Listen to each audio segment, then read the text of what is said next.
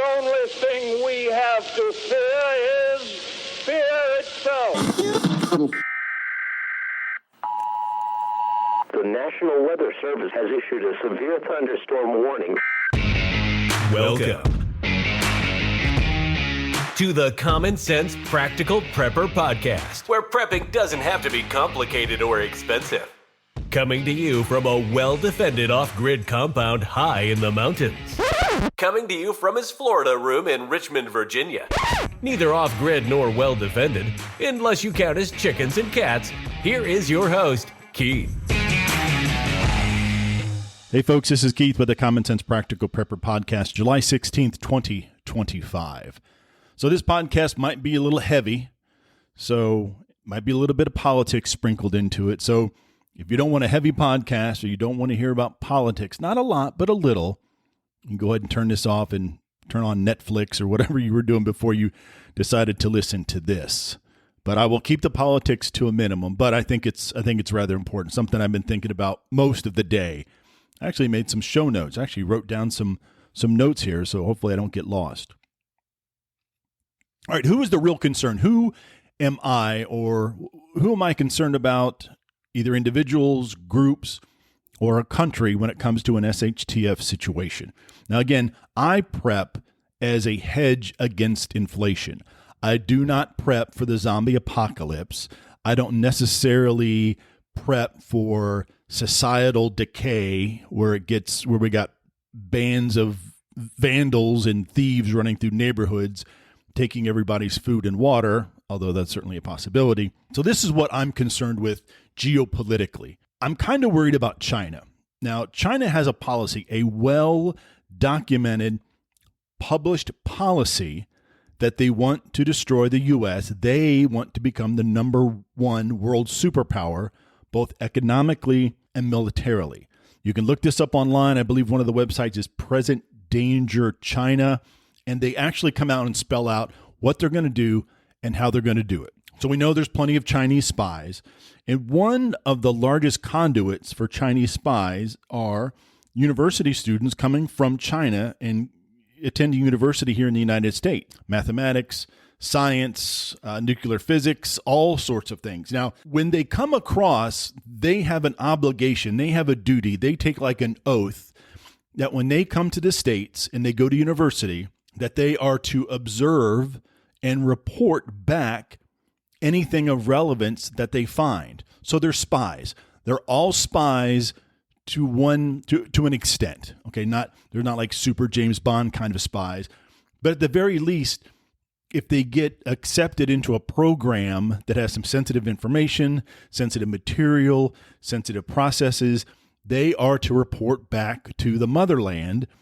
Or is that Germany? Anyway, they're supposed to report back to the motherland of what they have found. So why do we allow so many Chinese students to come on visas and attend our universities? Well, it's because our politicians are corrupt. And I don't need to go into any more detail really than that. These folks are paid off. The universities are paid off. Everybody's getting rich by bringing the Chinese students over to the United States. Again, not every single one of them is a super James Bond spy. Don't get me wrong. Don't think that's what I'm saying. But they're obligated to report back to China on what they've seen. Some see nothing. Some see a lot. Some eventually get caught, and then they get deported. Let's talk about Russia. Am I really worried about Russia? And I'm not. I'm not an expert on Soviet doctrine or Russian doctrine, although I've been to Moscow. And let me tell you briefly about my trip to Moscow. Moscow is a very dirty city. It is very run down. It is very busy.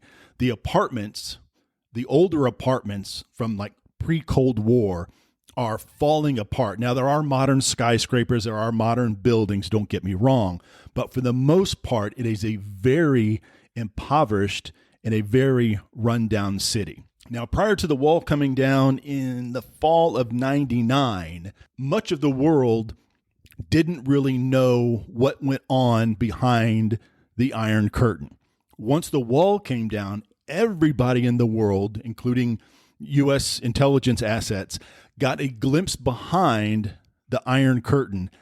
and they were not impressed. All of the bravado and the blustering and everything that the Soviet presidents and premiers had was just exactly that. A lot of their military equipment was in disarray, very disorganized. The country is absolutely enormous, and they weren't as tough in real life as we thought they were. I was in East Berlin about 8 months before the wall came down, and that's a whole different story. I can talk about that for hours. But going into East Berlin from West Berlin was like watching your favorite color movie, and as you walked into East Berlin, you slowly turned the dial and made your color movie into black and white. All the buildings were the same. There were 4 or 5 different cars, 3 or 4 different colors, and it was a very bland city. And you can tell that nobody wanted to talk to the folks from the West. They were afraid. And again, I can tell stories about my trip in East Berlin, but I'll save you that story. So I don't think Russia is our main concern or our main enemy. Talk about the Middle East. Iran, or Iran mostly, I think it's Iran, is probably at this point that, and the terrorists in Syria and Afghanistan, they're probably a fairly big concern for us. Again, depending on who you listen to, the United States government is back in bed with the Syrian government, regime change, Gaddafi, the whole nine. It's all coming back probably to bite us in the butt. But without another forever war or the industrial military complex here in the United States getting their hand into it, a lot of people are not going to become more rich than they already are. I think our government is playing both sides of the fence. Good guy, bad guy. Here's some money. Don't do this. Don't do that. And I think, in my opinion, as far as forever wars and forever conflict, there are certain alphabet agencies feed off of that. And I think that's just how it is. And that's how it's going to be for an awfully long time. Again, it goes back to all the corruption in D.C., and I don't think that is going to change anytime soon or ever. So who is, in my opinion, our biggest concern? If it's not China, if it's not Russia, if it's not all the shenanigans in the Middle East, what am I concerned about? Who do I think the enemy is? And here's a newsflash. I believe we here in the United States are our own worst enemy. Division, dissension, fractured relationships between races of people. A revolution will come down from a well-planned, concerted effort to destabilize the U.S. population. I believe there are entities, there are departments, there are alphabet agencies that are out there. One of their goals is to keep us upset with our neighbor, with the guy or the gal across the street. African Americans, white people, Hispanic people. I think there is a lot of dissension and division that is ginned up, that is driven by a lot of propaganda and a lot of misinformation. I bet you if all that crap was to stop, 99% of the U.S. population would get along just fine with everybody else. But you listen to the news, you see the news stories, the sound bites, some of the stuff coming out of alleged community leaders or politicians is absolutely insane. It's like we're living in bizarro world. Some of the things that they're saying, some of the stuff they're saying is so over the top that even someone who is part of that particular party or believes this particular congressman, congresswoman, senator, there is no way that they can actually go along with some of the stuff they're saying. Now, I believe us being in a permanent state of chaos serves the purpose of some of these entities or alphabet agencies to try to keep everybody off guard, everybody off balance, everybody looking over their shoulder. What's that guy doing? What's my neighbor doing? Oh, this political group did this. They're protesting that. I think all of that is just to keep everybody off balance a little bit and not to be able to concentrate on what's important. You talk about interest rates, the economy, inflation, tariffs, all of this stuff is to keep everybody busy with a bunch of little things and not have the time or put forth the effort to concentrate on really what is important to this particular family or to that particular person or that particular company. Okay, let's look at, I believe that there are certain entities within the U.S. government that one of their goals is to create permanent dependent class of people, a certain percentage of the population that will always be looking to the government for assistance, to be looking to government for a handout. Now, don't get me wrong. I believe 110% that we should take care of those that are truly in need. Let me tell you a police officer story back in the day. When I was a police officer, I went to a house, I had a backup unit with me, and I can't remember why we were there initially. But in making the report, I had to get identification from this young lady, early 20s maybe. And, your name, is this where you live, your address, your phone number, your social security number, what do you do for a living? And she was, to me, seemed able-bodied. And I said, well, where do you work? She says, well, I'm disabled. I asked, well, what is your disability? Now, in 2025, I'd probably get in trouble, or a police officer would probably get in trouble with asking that question, because she seemed like she was all there to me. Wasn't missing any arms or legs, and she was very articulate. It didn't appear to have any disabilities in that sense. So I said, what do you mean disabled? She goes, well, I have a really bad memory. And I'm thinking, oh, traumatic brain injury. She goes, well, I tried to work at McDonald's once, and by the time the person gave me their order and I was punching it into the register, I completely forgot. So I can't work. I've worked at McDonald's. Maybe things have changed, but when they say Big Mac, you put your finger on the little button of a photograph or an icon of a Big Mac. You want a Coke, you hit a Coke. And that really kind of threw me for a loop. She couldn't remember things 10 or 15 seconds later. Didn't quite understand that. She said she was disabled. She was drawing disability. Again, I believe we should take care of folks that are truly in need. Now, are there folks gaming the system? Absolutely 100%. And if this is a situation where she was truly disabled, I know folks that have true disabilities. I know people that would definitely, in my opinion, qualify, some folks very close to me that would qualify for some sort of disability, whatever it might be. But these folks go out and work. They do their damnedest, be a productive member of society. A particular young lady I know would not want to sit at home all day. She's very passionate about what she does, and she's very into what she does, whereas she could probably get some sort of disability, push comes to shove, but she's not going to do that. Okay, she is going to go out and be productive. She is going to give back to society. She's going to give back to the folks that she works with in at this particular job. So kudos to her.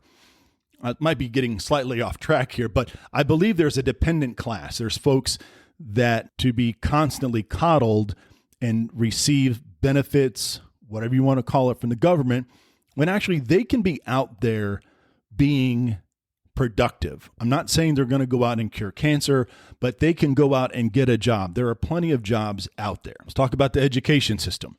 They no longer teach shop classes. They no longer teach economics, home studies. They no longer teach you how to balance a checkbook, whereas probably in this modern era, I learned how to balance a checkbook from my parents, and in high school, I guess now if they taught it, it would be how to do an app or how to look at your bank app on your phone and enter in, what's going on and try to balance that. But they don't teach that anymore. It all comes back to a dependent class. You see them, especially folks here in the States, you have seen them shuffling through Walmart in their pajama bottoms and their fuzzy slippers, staring at their cell phone, banging into things because they have that electronic leash, and that's all they know is their TikToks and their videos and their Instagrams and their Facebooking or whatever they do. That's how we communicate now. We communicate through text messages. We don't look people in the eye. We don't write letters. We send email. We take the personalization out of everything, good or bad. Technology has provided us the ability to communicate around the world via text, via email, via Skype, if we still have Skype, WhatsApp, instantaneously around the world. So we're creating a generation of zombies. For the most part, there are people that break out of that and do very well for themselves. But again, you see them and you know who I'm talking about. Now, folks that are listening to this abroad, maybe it's not as bad in your country, but you can look up videos. What's it called? People of Walmart or Weirdos of Walmart. Those people exist. I don't know if any of those are staged or not. I've seen some pretty scary things in Walmart. We talk about high school. Here in the United States, if you take all the high schools and you lump them all together, the graduation rate is approximately 80%. Some cities, it's 85%. In Northern Virginia, in Fairfax County, it's 96%. In Richmond, Virginia, in the city of Richmond, it's like 78. In the suburbs, it jumps to like 85, almost 90% graduation rate. A lot of these kids are getting pushed through. A lot of these kids, I don't think they fail people anymore. I had a young man when I was a senior. He was like 22 years old. I was 18. He had flunked like 5 different times. I don't know if he finally aged out and they got tired of it and they just kicked him out of the school or what. But he was like a senior 5 times over because he just refused to do the work. He just sat there and was just a big lump, and they did not push him through like they do now. Since 2020, from 2020 to 2021, which is the latest stats I could find, in that 21-year period, there was a 95% increase in the amount of principals and staff that support the principal in public schools. There was a 40% increase in like assistant principals and other administrators, whatever they call someone under the assistant to the assistant principal. There was only a 10% increase in the number of teachers and only a 5% increase in the amount of students. So look what they've done in that 22-year period, 95%. So the schools are super, super top heavy on administrators, folks that probably have taught before, some have not, but they're so top heavy that the policies and the curriculum and all the teachings are coming down from this very top-loaded, bloated educational system, and they're not thinking about the kids. I believe that there are certain entities that don't like folks that are independent, that don't like folks that are free thinkers. They don't like folks that are self-resilient. They don't like folks that potentially live off grid. Those people don't pay taxes. They can't be tracked as closely as those who have cell phones, who are tied to the grid, who go to work every day, who have internet, cell service. But I think that it's a lot of these programs and the generation of zombies, if you will, all about control. And again, that's 20 other podcasts I could talk about for hours. But I think that as long as they have these people that are being dependent on them, they're pretty much going to do what this particular political party wants them to do. They're not going to be self-critical. They're not going to be critical thinkers. They're not going to question the status quo. Recently here in the United States, if you choose to speak out, you're called a bigot, you're called a racist, or even worse at times. There is nothing wrong with exercising your First Amendment right. There's nothing wrong with saying, I don't agree with the policy about X, Y, and Z. That doesn't mean you're not patriotic. That doesn't mean you don't like this country. That just means you're exercising your First Amendment right by saying, hey, DC, I don't like the fact that you're doing this. I think my tax dollars should not go to that. I think it should be better spent on healthcare for veterans or higher education or shop classes or trade schools. The fact that someone can shout you down and call you names, it's basically saying, sit down, be quiet. We don't want to hear from you. Wrapping this all up, if I'm able to do that after however long I've been rambling on, I think the enemy is from within.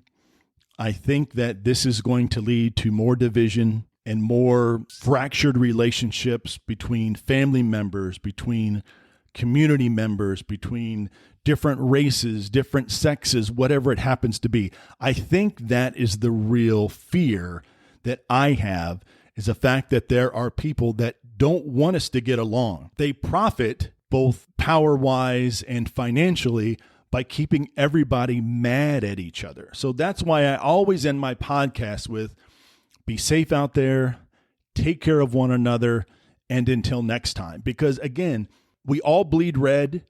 Here in the United States, we're American citizens. Most of us are very patriotic. Most of us would give our shirt off our back to the next person, to a stranger, if someone is in need. But I really think that if something is going to happen, it's going to be the genesis of the spark is going to be the continued division that is being driven, the wedges that are being driven between people, neighbors, whomever it happens to be.